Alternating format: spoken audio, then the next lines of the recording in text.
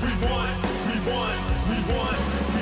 liberated land, supporting human conditions, not free market propaganda and corrupt politicians, cause they owned by special interest groups that fund their campaign. That's why you hear the same old things they claim. Welcome to the Project Censored radio show on Pacifica Radio. I am your co-host, Eleanor Goldfield, and this week we're circling back to a show that first aired in April of this year, titled The Violation and Capitulation of Higher Ed.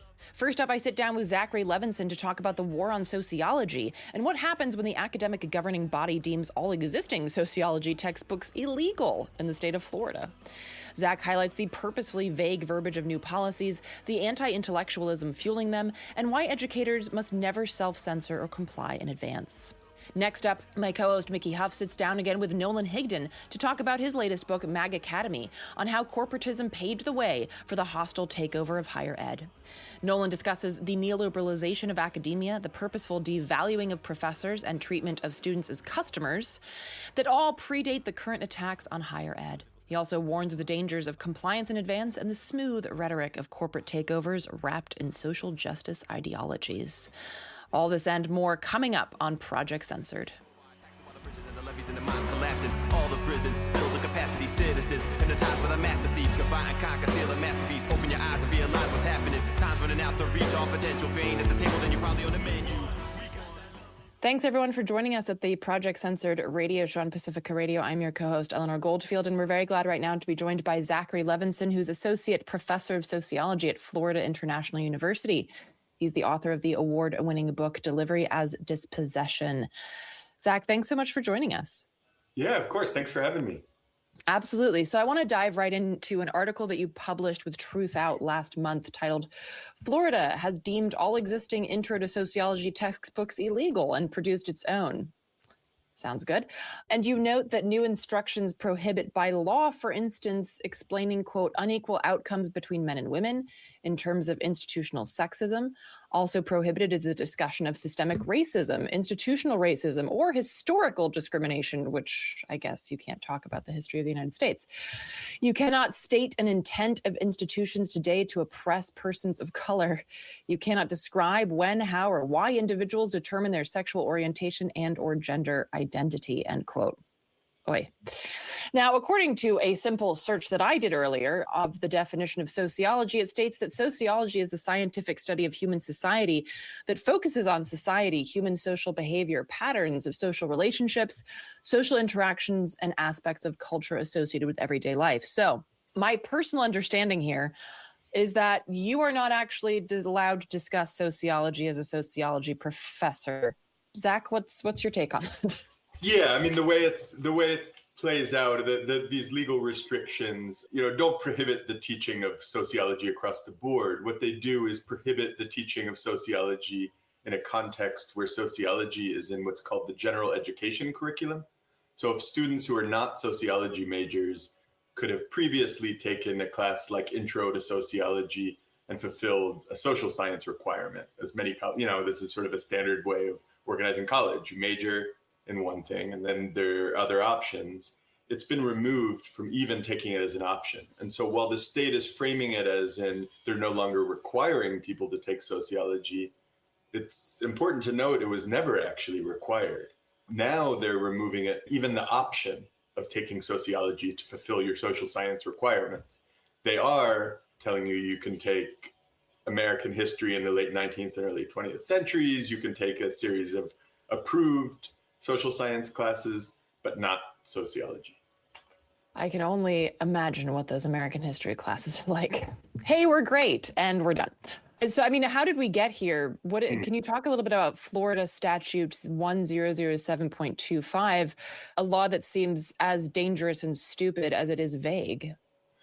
Sure. So this comes out of what many of your listeners probably know as the Stop Woke Act. And when that was first implemented, a federal judge suggested it amounted to something of a ministry of truth, to use his exact terminology.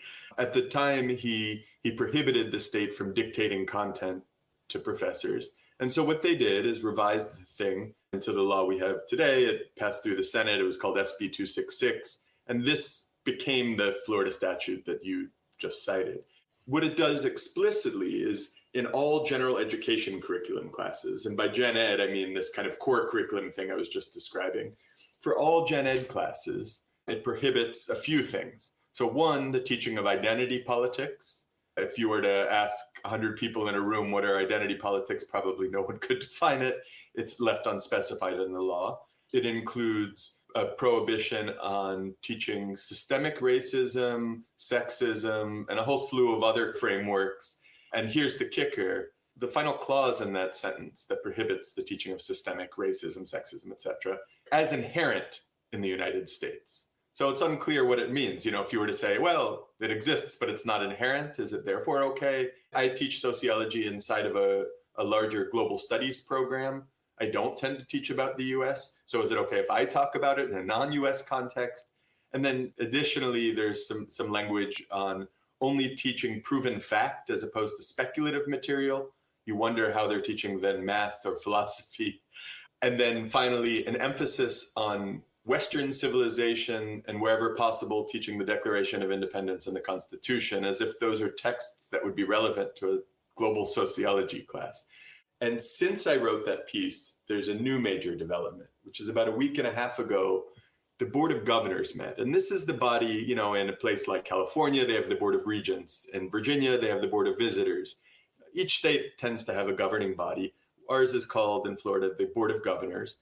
And it governs the 12 university campuses in the state. And Ray Rodriguez, the chancellor of the Board of Governors, without putting this on the agenda, ended up putting forward a motion that removed sociology altogether from the gen ed curriculum on every campus in the state. And he did this, I mean, it was interesting because on the one hand, this was the removal just narrowly of one class, Intro to Sociology. But he proceeded by launching into this entire speech, denigrating sociology as a discipline, saying it's a mushy science, quoting DeSantis, and then going on and saying that he took sociology classes, but in his day, it wasn't politicized. It's been, quote, ideologically captured. And his sole evidence, you know, he didn't have, this is what's interesting here. He did quote a number of faculty, all of whom opposed the measure that he was trying to implement. He couldn't find a single faculty member in any department to back him. And in fact, the faculty representative on the Board of Governors also voted against it and gave an impassioned speech. The only evidence he could produce was the title of the upcoming American Sociological Association meeting this coming August. And it's called something like it's called Dismantling the Status Quo. That's it. You know, it's anyone who practices any kind of empirical social science knows that the entire point is that we begin from the status quo and then see how we can go beyond it. And that's all that was intended there. And then finally, I'll say what's really weird about this is I actually looked up the years that he was in college. And as it turns out, the first year he was in college, the theme of the American Sociological Association meeting was called Public Sociology. And the president, Herbert Gans, who coined that phrase, is one of the most prominent advocates of public policy, and it's, you know, as following from sociological research.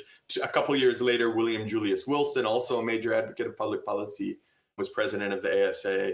So, you know, this idea that there's been some major shift is a little bizarre when you actually look at the record here.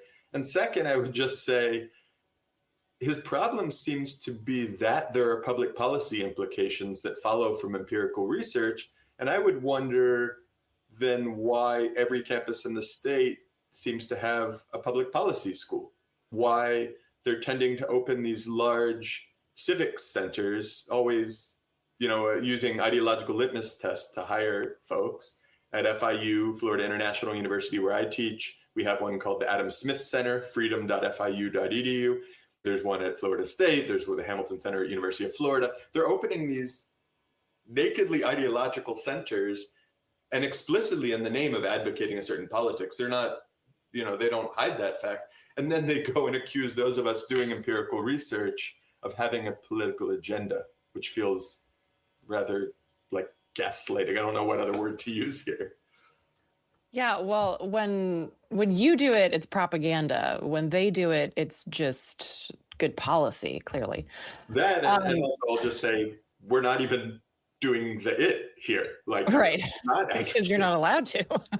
Well, and even if we were, I mean, we're teaching sociological research methods and how to do empirical research here. Like, it's a very strange claim. Yeah, I mean, well, it's kind of like when you start studying climate science, you come to the conclusion that climate change is a thing and humans are causing it. But if you don't want people to come to that conclusion, then you have to somehow make it seem like the science itself is faulty or wrong or evil or, you know, what have you. So it's definitely shooting the messenger. Right. I mean, a doctor reaches a diagnosis. It's a little bizarre.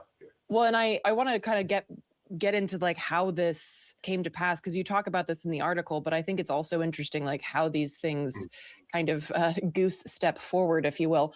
So the law passes and then public universities, you know, set out to try to comply it, setting up task forces to get the job done. Can you talk a little bit about that? Yeah, absolutely. So, you know, for us, the law is ambiguous here. I mean, as I mentioned, things like prohibition on teaching identity politics, that's not a blanket prohibition on naming the existence of gender or race or something like it, right? The law does not blanketly prohibit this. And so my department asked for guidance from the provost's office on campus. And the provost, for your listeners, is the chief academic officer on campus. This is typically who we would ask. So our department head, on behalf of all of us, the chair, reached out to the provost and asked, what can we teach here?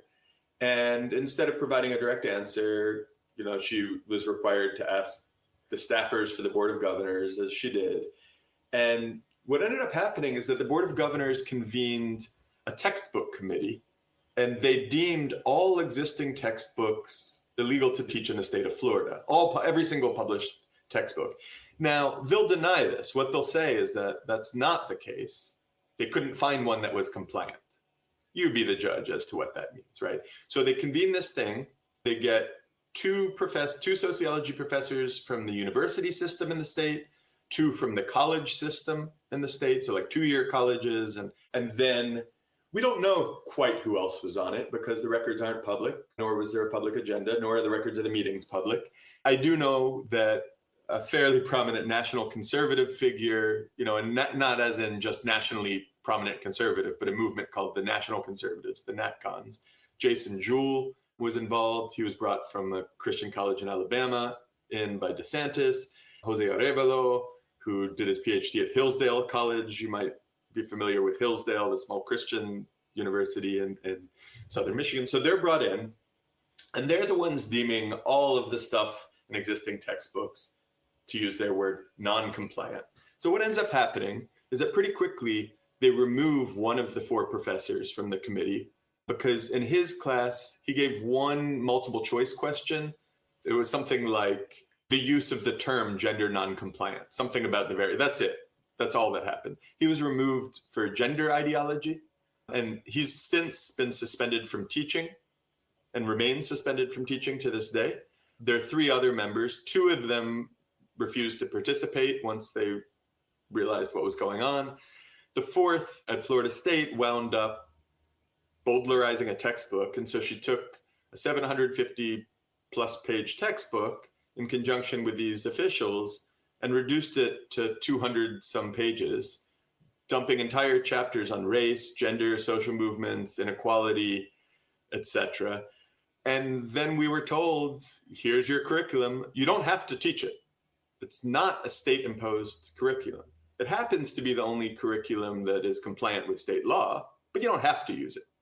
And so we're repeatedly told this, right? And then finally, I'll say, none of these directives were issued in writing via email, as you might expect. And that's by design. So what happened is staffers from the Board of Governors office call the provost's office on each campus. The provost calls the department chair. The department chair calls each individual faculty member. And I should mention, tenure track faculty are unionized in the state of Florida. We have a collective bargaining agreement. We're not at-will employees. Adjuncts teaching the class, and we all know that universities have been flexibilizing their labor forces over time, deliberately rendering them precarious. They're not members of the union and are at-will employees, and so for non-compliance can be fired on the spot. And we wrote back unanimously as a department to the provost and said, we would like this directive in writing so we can discuss it. And we received a fairly hostile response that was, well, you know what the law says, but in case you don't, here's what the law says. We asked specifically, what can't we teach? What must we teach? And third, what are the sanctions for noncompliance? None of those questions were answered and remain unanswered to this day. And now it doesn't even matter because the Board of Governors has removed all sociology classes from the gen ed curriculum, meaning they can't censor regular classes. They can only, but because a federal judge issued this injunction on the Stop Woke Act, they can no longer just directly censor a standard sociology class. What they can do, and what they have done, is remove all sociology classes from the gen ed curriculum. This is going to have the effect of, intro to sociology is how we get majors. That's how I became a sociology major. I was a math major, took intro to sociology, realized it was a thing because it's not a class you study in public school in Richmond, Virginia, where I grew up. Now today I have a PhD in sociology and became a sociology professor. In removing this from the gen ed curriculum, it makes it highly unlikely that students in other majors are going to take the class, which is by design to deliberately shrink enrollment in the disciplines they don't like. And now they're coming for history, psychology, and other disciplines. Yeah, of course. I mean, and this also speaks to the problematic ways that we do education, even, in middle and high school, that these are not conversations that are had. These are not courses that are offered. Social studies was just some blanket term that was from everything from global history to it's really absurd that it's all under this one thing. And yet there's a single calculus class, right? But the things that deal with humanity and the history of humanity is it's just something blanket. I don't know, whatever, go learn about the Constitution kind of. Also in Florida, interestingly enough, there was a recent legislation geared towards middle and high school students that now have to learn. I gotta laugh because there's too much to cry about. The horrors of communism, which comes complete with a Victims of Communism Day. I was unable to find a Victims of Capitalism Day listed, or maybe that's just every day. But these are things that they're forcing people to learn or to teach in middle and high school. So then by the time you would get to a university and have an intro to sociology class, you already have a remarkably skewed perspective on quote unquote social studies. And I think it's important to note here, I'm not saying that you shouldn't learn about capitalism, but as Professor Richard Wolff pointed out, it would be like having a theology department that was only teaching about Protestantism, right? You have to, your job, your mandate is to widen the breadth of knowledge, not constrict it, which is exactly what's happening here to a very stark degree.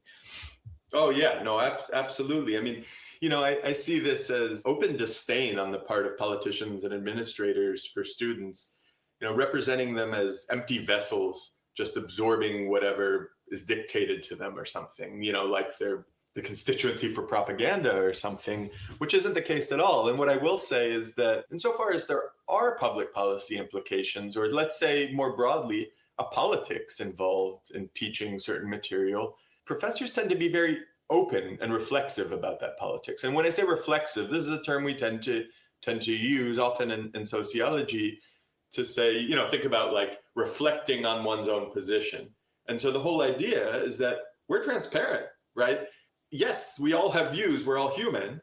And so the best we can do is be transparent that they are views, which is precisely what all of us do. The difference is that administrators and politicians are saying everything that they say, professors, is ideology. Everything we say is science. So they're deliberately not being reflexive.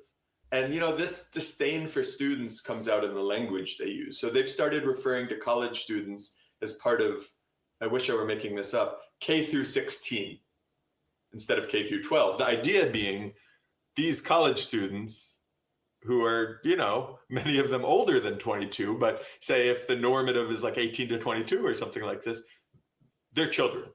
They're children who are just, passively absorbing information. And it's, frankly, as an educator, I find this disgusting and disdainful towards students. Yeah, absolutely. And even as the parent of a 4-year-old, I can tell you that my child is not an empty vessel, even at 4. I mean, they're not. They're just, they pick up way more than we think they do. And I think also there's a very stark misunderstanding of how children perceive injustice and how children perceive the world around them. Like, if you're teaching something that chafes against a child's own lived experience, there are going to be red flags that pop up in this kid's head. And of course, not all of them will turn that into some kind of political movement or political action, but some of them will, because there is this, nobody likes being lied to. And I think that's the other thing, is that when we lie to kids and when we treat them like they're idiots or empty vessels, that is going to turn into a disdain and a pushback. And with regards to the faculty, I mean, when I was reading your article, I was like, well, what does enforcement look like? I mean, I'm imagining some kind of like electrified collar that zaps you every time you say the word like racism or something. And I know that you said that that your department had asked the provost about this, like what happens if we're non-compliant, but is there any kind of discussion about this? Like, how are you going about doing your syllabus and teaching your classes right now? Wait, they told you about the electric collar? Yeah, so you don't have to wear it during the interview. That's good.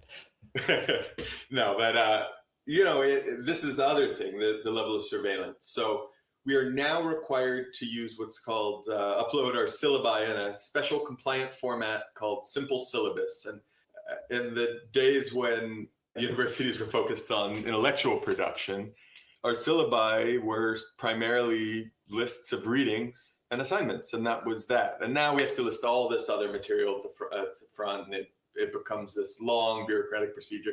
You're required now by state regulation to upload them 45 days before the first day of class, has to include all readings, and they're accessible to the public. And so I assume the idea, I'm not scared about what I assign. I'd be happy to share my syllabus with anyone. I put all my syllabi on my own website and make them publicly available anyway. But what's happening here is that there's encouragement, likely this kind of populist appeal to say, look, these professors are indoctrinating your students. And then people who haven't done these readings are saying like, aha, it has some word in the title like race. This is indoctrination. And then they're complaining and harassing. And, the other thing is that it then goes for vetting. And so some of the things that have been vetted are absurd. I mean, I organized a panel with speakers from 3 countries that had the word black in the title. And it was about organizing in contexts of segregation in the US and South Africa and Guyana. And a year after the event, despite having 3 very prominent scholars, including a former president of the American Sociological Association, my chair received a notice from the provost's office flagging this event for having the word black in it. And nothing happened, largely because all 3 volunteered, and so it didn't require the expenditure of any funds. But, the very fact that this was cited for having the word black, which I should mention at another one of the state universities, Florida Agriculture and Mining, which is an HBCU, students were told they couldn't use the word black in Black History Month posters, that they had to call it BHM, Black History Month.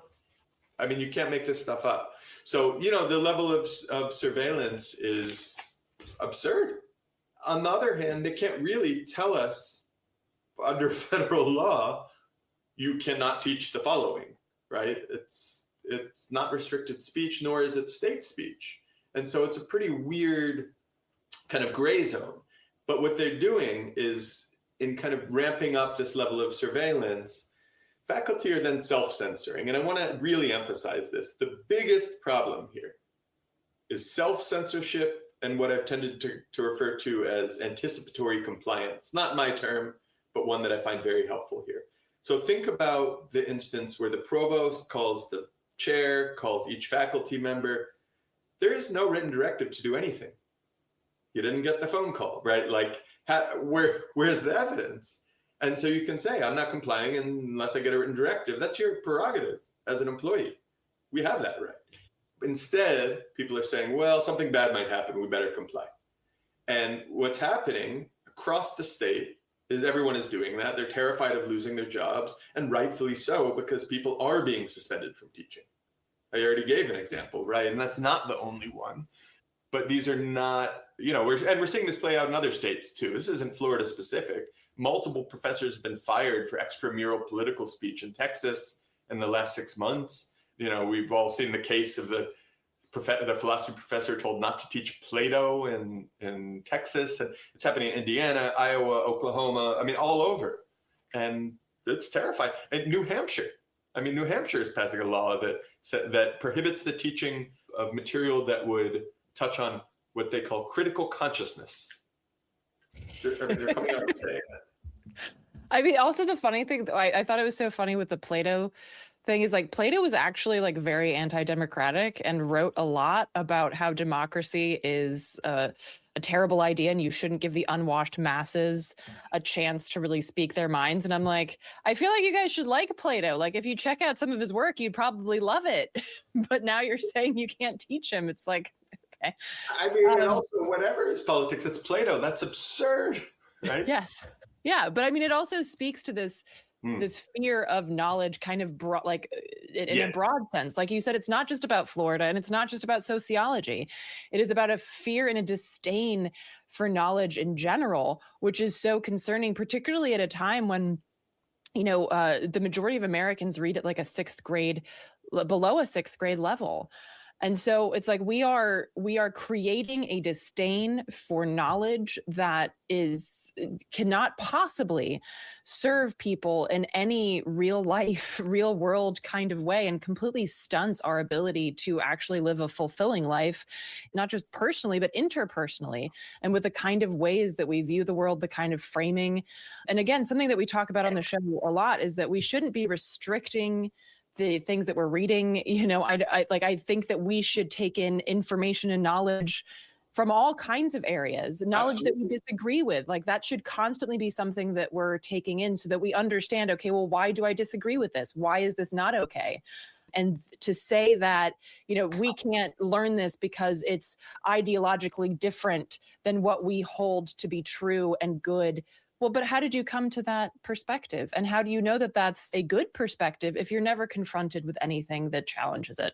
Absolutely. And that's why I think you see them on the one hand stamping out classes that promote critical thinking. On the other hand, it's at the exact same time that they're building up these state-sponsored civic centers on campuses across the state. And so the entire idea is to remove critical thinking and produce a compliant citizenry.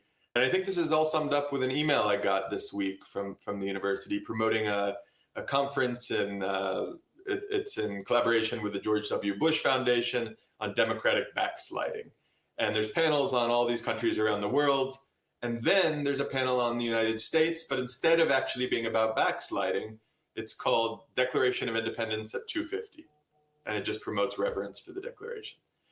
So, it's again, in the case of the US, uncritical thinking, for the rest of the world, be critical, right? And as an instructor, it's embarrassing, frankly, to have spent my life developing empirical research techniques and teaching and publishing and doing this research, and then to have to be prohibited by political actors who want to stamp out, for whatever oddball political reason, the teaching of what for 100+ years was just standard social science research.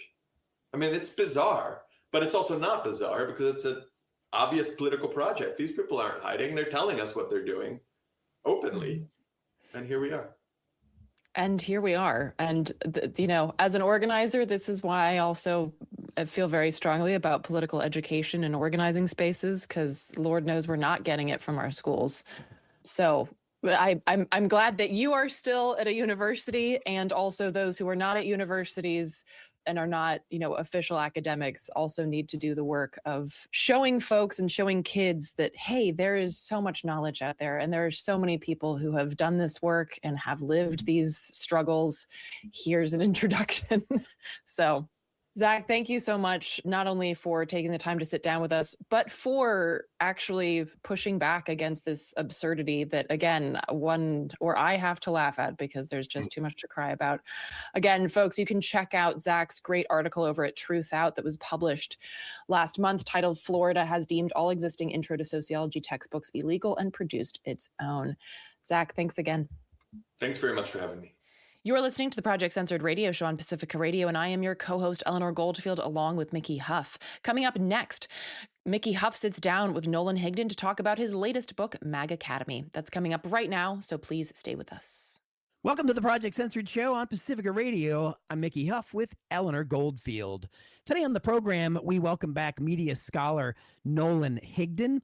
He is a founding member of the Critical Media Literacy Conference of the Americas, a Project Censored national judge, and he's also author and lecturer at Merrill College and Education Department at the University of California, Santa Cruz. He is the author of numerous books, including The Anatomy of Fake News. He and I co-authored Let's Agree to Disagree and United States of Distraction. He's also author of Surveillance Education with Allison Butler, Navigating the Conspicuous Absence of Privacy in Schools. Today, we're joined by Nolan Higdon to talk about his latest book, MAGAcademy, How Corporatism Paved the Way for the Hostile Takeover of Higher Ed. Nolan, thanks so much for taking time to join us again today on the Project Censored show. What's up, Project Censored Universe? And Mickey, it's always great to be here and talking with you. So, Nolan, we've been in higher ed for quite some time, and you just wrote a book about some of the challenges we've seen in higher education, and we're going to talk more about that book. But what prompted you? Let's just get into that and say, like, well, what led you to the situation where you just thought, I just have to write a whole book about this? Well, it's actually kind of similar to something you and I did together back in 2019 when we wrote United States of Distraction. We watched how Donald Trump was elected for his first term, and he was doing all these things, exposing like the weaknesses in news media, for example. And all of a sudden, everybody cared about the weaknesses in news media and social media. And you and I were like, we've been talking about this like forever. This predates Trump. Trump's the outcome of those problems. And when he got elected to his second term in 2024 and he took over in 2025, it was basically like Groundhog Day, but with education. Trump was able to deliver on a lot of the long-term goals conservatives have made to transform higher education. And he was getting, rightfully so, a lot of criticism, particularly though from liberals and leftists. And as you pointed out, you and I have been in higher ed for a long time. I wanted to point out that to audiences with this book, look, the things he's using and the vulnerabilities he's taking advantage of, those were created over decades. And as much as they hate to admit it, you know, liberals, centrist liberals are responsible for a lot of that. So when they talk about what he's doing with higher ed, I have to start the story, and that's what I do at MAGAcademy, by saying, well, what you did with higher ed is what makes it possible for Trump to do what he's currently doing with higher ed. And it's not just about assessing blame. It's trying to send a message that, you know, one day, hopefully Trump will be out of office. There will be an opportunity to hopefully rebuild the academy. And let's not make the same mistakes again. Let's not go back to 2015. Let's not go back to 2024. We need to imagine something very different. And this book points at some of those vulnerabilities and gives us some proposals about things we can do to protect higher ed from becoming what it has become both pre and during the Trump administration. Yeah, it's really well put. And you're right, Nolan. We were hitting on these public vulnerabilities several years ago. And in MAGAcademy, you're talking all about that. And in fact, the great pedagogy scholar Henry Giroux wrote an excellent foreword for this book. And Giroux points out right at the beginning, what makes this book especially powerful is its historical depth and intellectual clarity. Given that you and I are also historians, that's not a surprise. But this is not a book of despair. It's a call to action. And so we're going to get to that action, and we're going to talk about that it's not about despair. But before we do that, we want to get a little bit more detail. You just told us why you wrote MAGAcademy, and history tells us that we cannot simply wait for a pendulum to swing back, right? People often will say, well, it goes this way, and then it goes to the right, then it comes back to the left. Well, this very topic and this very story seems to suggest that that's not the case. Yeah, and I want to point out with Henry Giroux writing the foreword for the book, there's really no one else who could write this foreword. I mean, he was, for lack of a better term, the canary in the coal mine. He's been banging this drum about what's going to happen to higher ed for so long that he's so foundational to what folks are going to read in the book. But, you know, in the book, the first part of the book, I really start out with how higher ed was transformed, particularly after the 1970s. And what happened there was a larger movement by conservatives to try and mitigate the public's faith in public institutions. Education was one of many, but media and others, law, government, et cetera.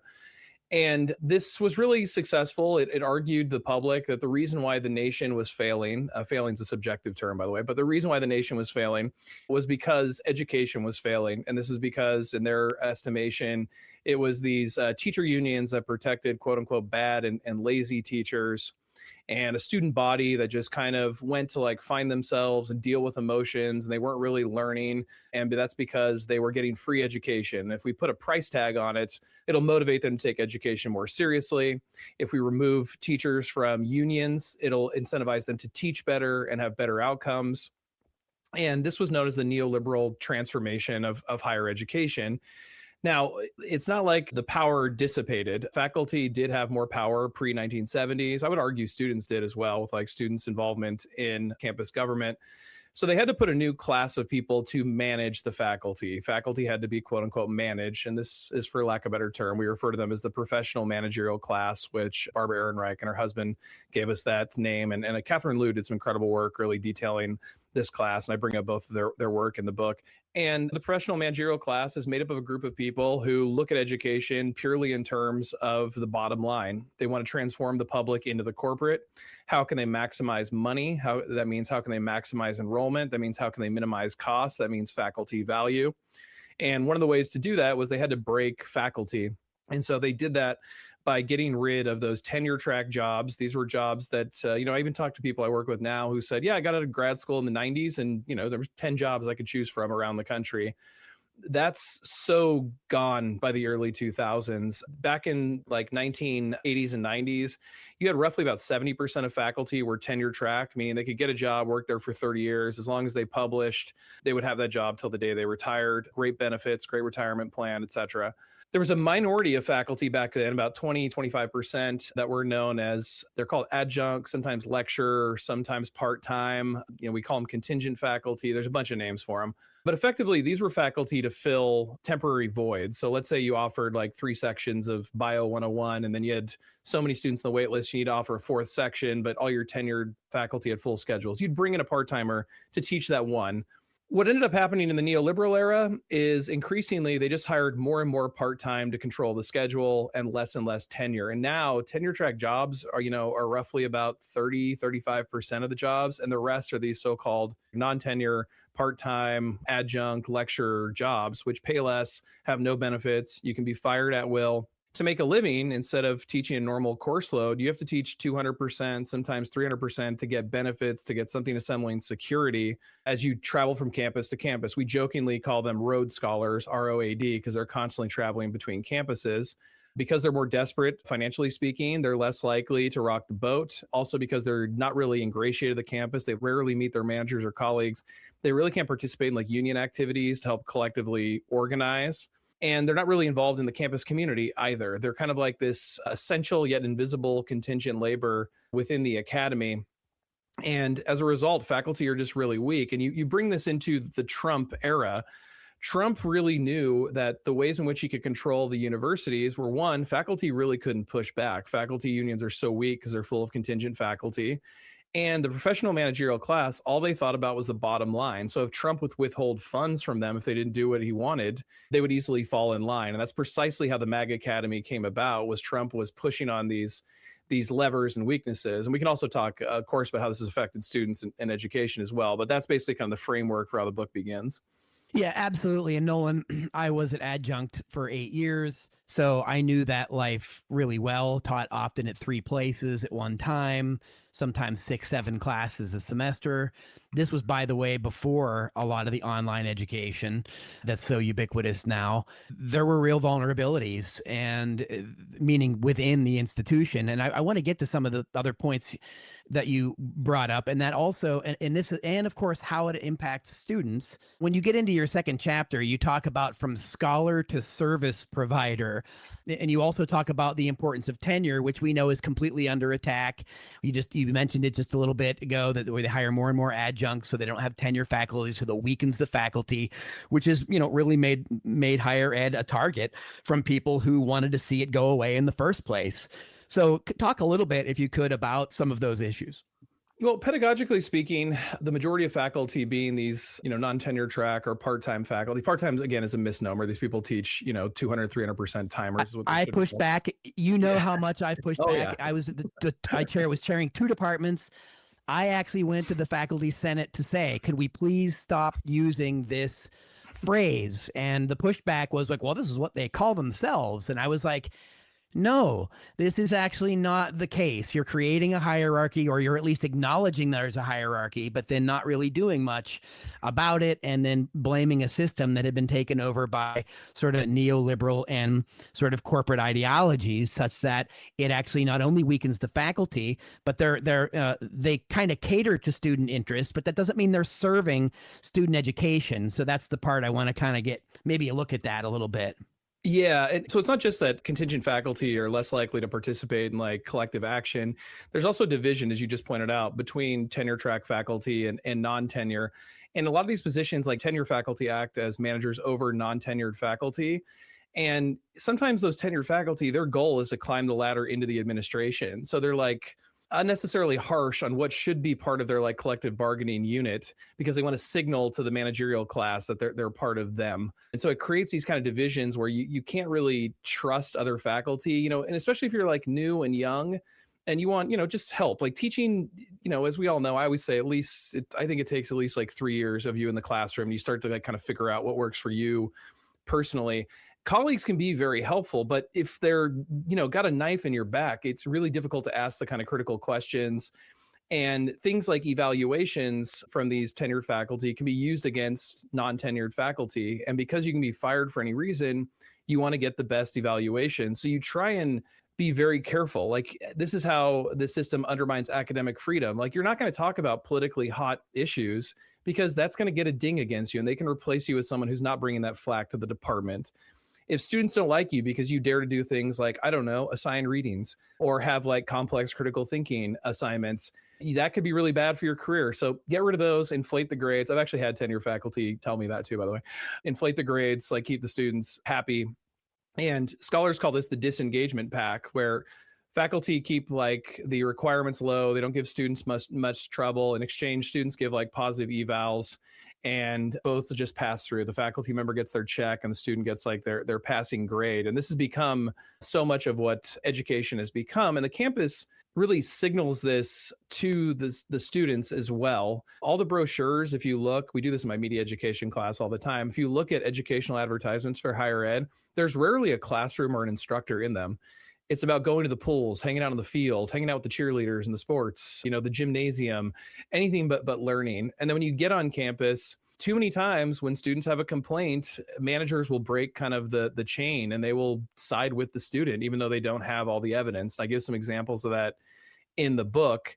We even talk about faculty as quote unquote serving students. You have a chapter, students as customers and products. Sorry to interrupt, but that's exactly what one of your chapters is.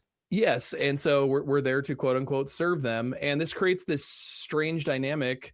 And just one other thing on that too, is like they have a free textbook movement, which they do under so-called equity, but it really signals to students that scholarship is not worth any money and it shouldn't cost anything. And textbooks are ridiculous. And look, there is an argument that textbooks are inflated, but scholarship is what people in higher ed do. It does have a value. That is the what they produce, for lack of a better term, in a capitalist context. But yeah, students also do have a right gripe, in my opinion. Students have to pay astronomical tuition. They're promised an experience. They're promised a ticket to the middle class. And everything is about, since they've been in kindergarten, has been career, career, career. And then they meet some faculty member who's talking about like, hey, democracy, empowering people, the collective good. And they're like, this isn't what I'm paying for. Why are you testing me on this? And some students kind of feel that way. And it creates this strange dynamic between the faculty and the student in a lot of contexts. And the students, some will come obviously curious about those things and engage with it. Others are just trying to pass through. And the campus really helps it in a lot of ways, because they define student success if students pass your class. Well, by definition, if students don't pass your class, you're quote unquote a bad teacher. If it's a minority group that's not passing, you're also a racist teacher. And so it has all these perverse incentives to pass students through. And that's what we see happening over and over again in a lot of these courses. And students aren't ignorant about it. I put in there about a student from Stanford who wrote about how all of her and her other students in her program, they knew that they could go to the accommodations office, which exists to help students who are differently abled get the support they need to succeed in school, right? This is a real need for differently abled students.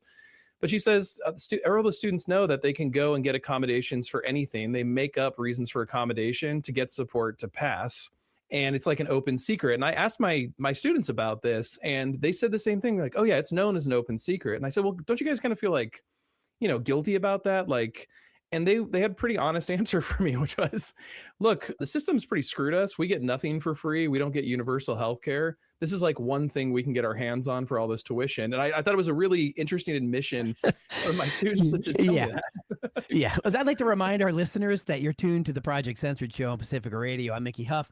I'm speaking with media scholar Nolan Higdon, and we're talking about his latest book, MAGAcademy, How Corporatism Paved the Way for the Hostile Takeover of Higher Ed. And Nolan, we were getting into the many ways that this is happening and the many challenges that faculty and students are facing moving through this system.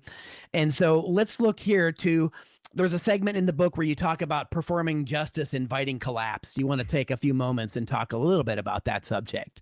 Yeah, I put this in the context of the first Trump term, and I also put it in the larger context of higher ed. But basically, this corporatization of higher ed I've been talking about, most people on the left would take umbrage if higher ed operated the way I just described it. So the way you kind of get them to accept it is by wrapping it in like altruistic terms or altruistic goals or social justice terminology.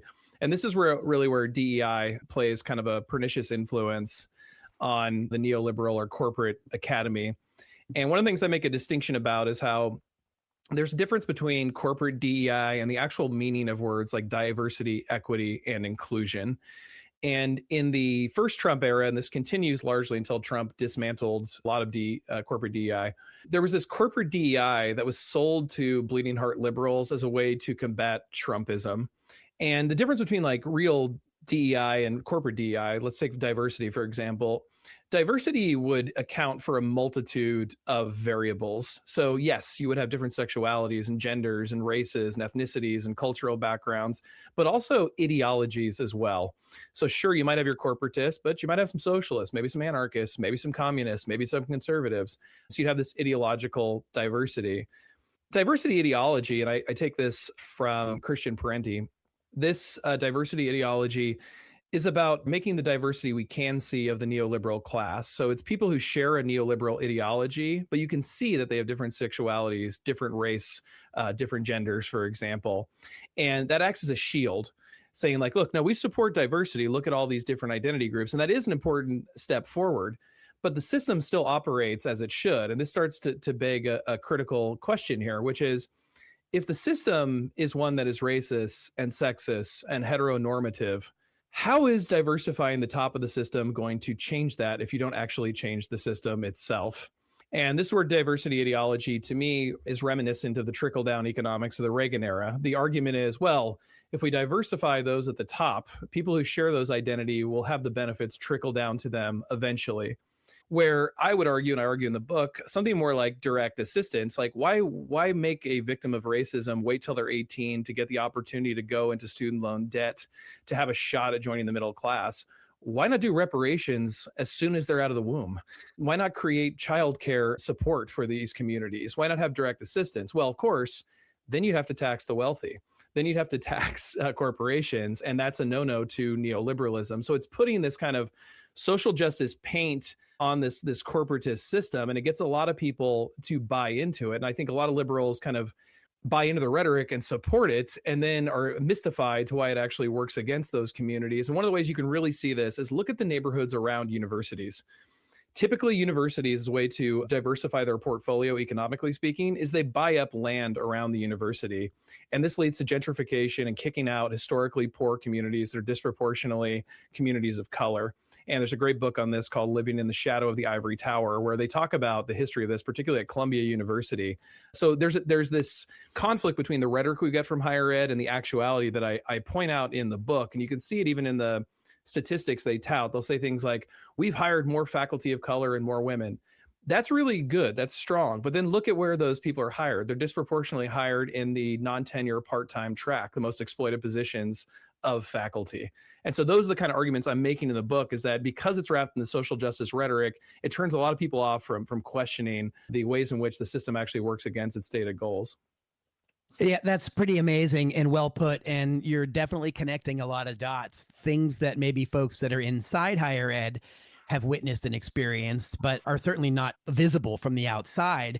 And the way, of course, that the media often depict, the establishment media, they depict higher ed as again, like sort of this liberal left-wing utopia.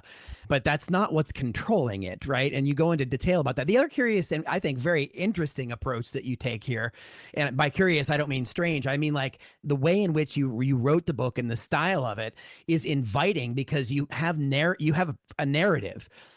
You have a lot of historical detail, you have a lot of factual analysis, but you're also telling the story through your own experience in higher education to, again, put real lived experiences to the many, many things that you're talking about that you have mountains of evidence to back up from other studies. And I think that that's what makes this kind of a book maybe even more effective, right? Certainly for people in higher ed who see it and they're like, oh my gosh, that's happened to me. But a lot of folks, again, outside of that, I don't think they understand how that system works and have maybe a distorted vision of it. No, I appreciate that. And the book talks about some major flashpoints where I think higher ed's hand was showed and it was exposed. And we talked about one, which was the first Trump term with kind of the DEI stuff. But COVID really was a coming for higher ed. For the first time, a lot of people got a peek behind the curtain and it wasn't good. And then I think the Gaza protests, well, which I start the book on, reminding audiences that a lot of the curtailing of free speech, the suppression of student activism, the suppression of faculty rights and academic freedom, that all began under Joe Biden post October 7th, 2023. And Trump just picked it up and utilized it to his own advantage. So this process has been going on for decades, but there were these flashpoints that accelerated, such as Trump's first term, COVID, and Gaza. So Nolan, when we get to the end of the book, you have proposals for dismantling this MAGAcademy that you talk about replacing virtue signaling with honesty, abandoning the college for all mandate, which we heard for years. You talk about improving faculty power, the mechanics of collective action. You talk about reclaim pedagogy from the machine, right? That's certainly something that resonates with Henry Giroux.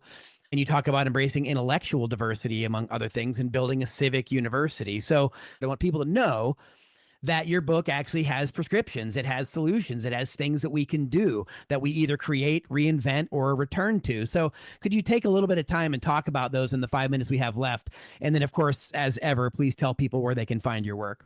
Absolutely. Yeah, just, some of the things in there, I encourage people in the academy to be more honest. Don't use the corporate language. We know there's these things, basically like this checklist of things we'd have to say before we say anything. And we knew a lot of times it was intellectually bankrupt. I would encourage us just not to give in to that virtue signaling, be more honest. That includes with like the ridiculous titles we have for these positions on campus, and using words like transformative, like that word has a meaning. Like if you're going to be transformative, you better be transformative. And just saying it because students like know a handful of facts, that's not necessarily transformative. So I think we need to be a little more grounded in reality is one of the things I point out, but more to the point of kind of what we can do structurally.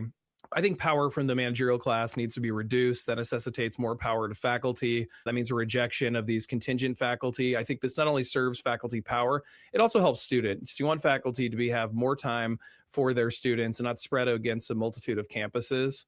I think we also, put in there about abolishing the college for all mandate. I'm in no way saying we need to make college more exclusionary. I think everyone should have an opportunity to go to college and we should make it available. But this idea that everyone needs to go to college and we push everyone to go to college, it's created this really kind of like sociopathic society and this very divided society where I think there are other jobs folks can get without a college degree that should pay similar more than someone who is college educated. And I think as a society, we need to confront that fact that college is not the end all be all. It's great. I love it. I encourage everyone to go to college. I've had a wonderful time as both a student and a faculty member. But, if it's not for you, we should create alternative paths for you to have a happy and fulfilled life. It shouldn't be everything. So I talk about some of those things. And for folks who want a copy of the book, they can get it at nolanhigdon.substack.com/MAGAcademy. That's MAG Academy. I would really encourage folks to buy their copy at Project Censored store. I'm sharing some of the revenue with Project Censored. I would do that with all my books. They're a great nonprofit, huge supporter of it, and hope you'll pick up a copy. So Nolan, your conclusion, you say, Let us stop repeating the mistakes of the past, stop treating our intellect as a commodity and our students as customers. It's time to reclaim higher education for ourselves and for future generations who deserve its benefits. By reclaiming the university as a public good, narrowing its mission to the relentless pursuit of truth, and empowering the students, educators, and community that make that pursuit possible, we do more than fix a school system. We rebuild the civic university, an institution that doesn't just grant degrees, but creates citizens capable of sustaining democracy. And that is quite a summation. Yeah, I think we need to reassert our priorities. Higher ed needs to be for the public good. And that doesn't mean just teaching students about the history of democracy and civics and history, although I think those things are critically important.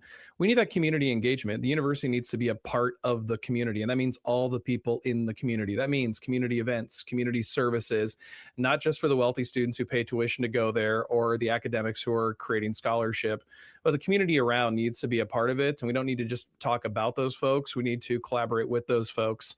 And that reminds us that we are a part of the community and the system. We are not higher above it or dictating it or judging it.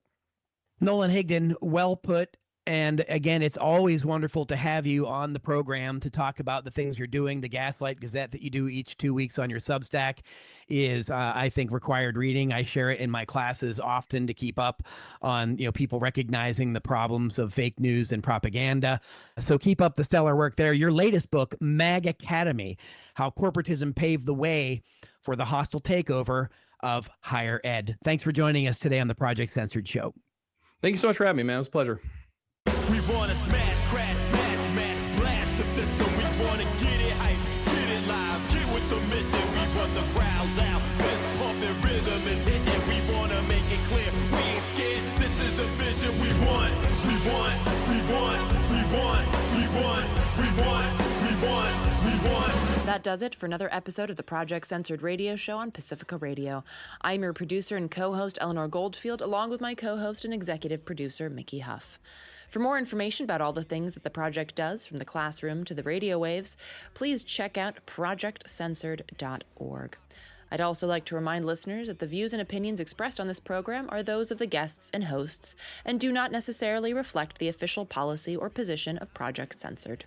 This broadcast is intended for educational purposes as part of our mission to promote critical media literacy, independent journalism, and civic engagement.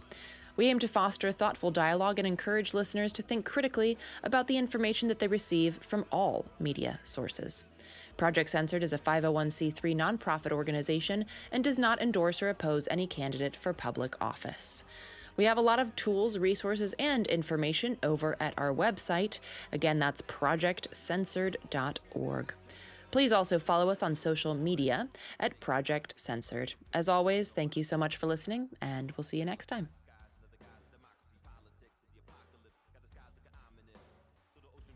Full of poison, genocide wars fought for little boys, and the weapons manufactured paid for by taxing all the bridges and the levees and the mines collapsing. All the prisons build the capacity citizens. In the times for the master thief, combine and conquer, steal a masterpiece. Open your eyes and realize what's happening. Time's running out to reach all potential. If you ain't at the table, then you're probably on the menu. We got that love, we lift our brothers and our sisters. The people together can overthrow the system. Visionary civil rights lawyer and founder of the Equal Justice Initiative, Bryan Stevenson. I continue to believe that the great evil of slavery in the United States wasn't the brutality and the violence, that was horrific, but it was the narrative we created to justify enslavement. The enduring evil of slavery was the narrative, because people who enslaved other people didn't think of themselves as immoral or indecent or unchristian. And how do you think of yourself as decent when you are pulling away a mother from her screaming children, knowing that mother will never see those children again? Well, you need a narrative. And so we created a false narrative in America where we said that black people are not as good as white people. Black people are less capable, less evolved, less human. And that narrative survived the Civil War. In fact, I often argue that the North won the Civil War, but the South won the narrative war. Get Learned, only on KPFA. Algorithms promote whatever keeps you scrolling. Corporations fund whatever protects the bottom line. KPFA answers to something different. The people listening. When you become a monthly Guardian, you help build a dependable foundation for independent news, cultural programming, radical conversations, and music selected by people who actually care about what you hear.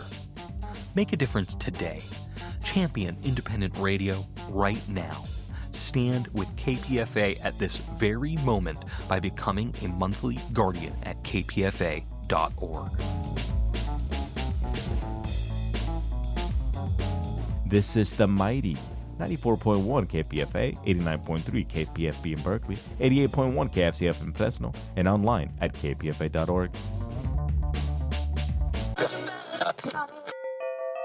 94.1